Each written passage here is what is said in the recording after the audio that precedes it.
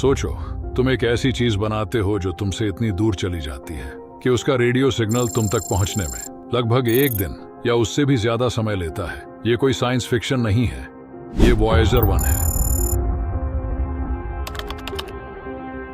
5 सितंबर 1977 NASA ने Voyager 1 नाम का एक स्पेसक्राफ्ट लॉन्च किया। इसका काम सिर्फ जुपिटर और सैटर्न का अध्ययन करना था और वैज्ञानिकों को उम्मीद थी कि यह मिशन सिर्फ कुछ साल चलेगा।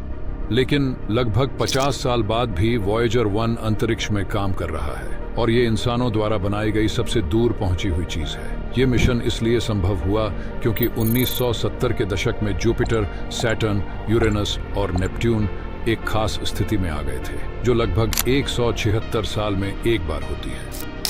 नासा ने इस मौके का फायदा उठाया और वॉयेजर मिशन शुरू किया। 1979 में वॉयेजर 1 जुपिटर के पास पहुंचा। यहां इसने कई बड़ी खोजें की। जुपिटर के चंद्रमा आयो पर सक्रिय ज्वालामुखी मिले जो पृथ्वी के बाहर पहली बार देखे गए थे। इसके अलावा जुपिटर के वातावरण और उसके रिंग सिस्टम के बारे में भी नई जानकारियां मिली।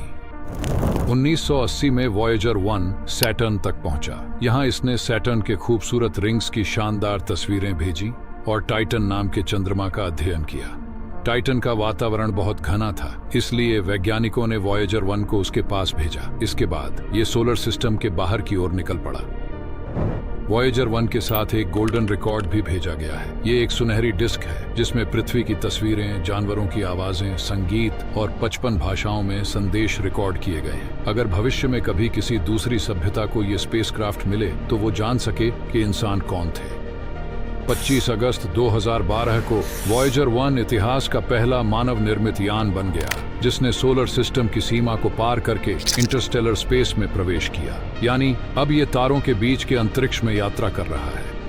आज वॉयेजर 1 पृथ्वी से लगभग 25 अरब किलोमीटर से भी ज्यादा दूर है। इसकी दूरी इतनी ज्यादा है कि इसका सिग्नल पृथ्वी तक पहुंचने में लगभग 23 घंटे लगाता है। यानी अगर नासा आज कोई कमांड भेजे तो उसका जवाब आने में करीब 2 दिन लग जाएंगे। सबसे हैरानी की बात यह है कि लगभग 50 साल पुरानी ये मशीन आज भी काम कर रही है। इसकी बिजली एक न्यूक्लियर पावर सोर्स यानी RTG से आती है।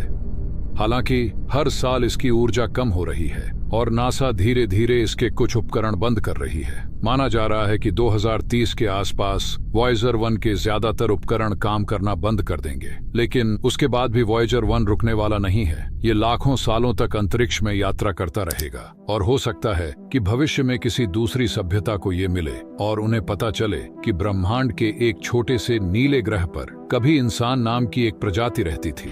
वॉयेजर 1 सिर्फ एक स्पेसक्राफ्ट नहीं बल्कि पूरी मानव सभ्यता का सबसे दूर तक पहुंचा हुआ संदेश है। दुनिया में ऐसे हजारों रहस्य छिपे हैं और हम उन्हें एक एक करके आपके सामने लाएंगे। जुड़े रहिए अननोन फैक्ट्स के साथ।